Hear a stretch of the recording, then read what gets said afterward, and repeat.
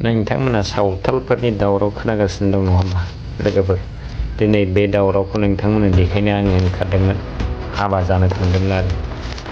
नोंथांमोन खोनानाय बायदि बै कुसबावथिं सराइबिलथिं जाबाय थादों होननाय खोनानायखाय आङो मोनानि समबाबो ओंखारदोंमोन हाबा जानो। जोंनो साहा साइडजों जेरै कारिगाव बिसमुरि साइडनि साहा साइडजों होननायखाय साहा साइडजोंबो थांदोंमोन, आं दावखोदोंमोन। देखायगोन नोंथांमोननो माबायदि थांनानै रायलायनानै रावबो जेबो मिथिया माथो। दा जेखि जाया लोगोफोर सांग्रांल' जादो। जाथाया बयहाबो मिथिथारनाय गैया, अब्लाबो खोनानायल'। बे मोनसे ओरैनो उरा बाथ्रायै ना मा होननांगौ, बेबायदिनो जायै रियेल जाथाय जायो। बेनिखायनो नोंथांमोनहा बायह्रायाव ओंखारबायोबा एसे केयार लानानै ओंखारदो। नाथाय रियेल खोथाया जाहैबाय जेरावबो जेबो जाथ'वाखै लोगोफोर।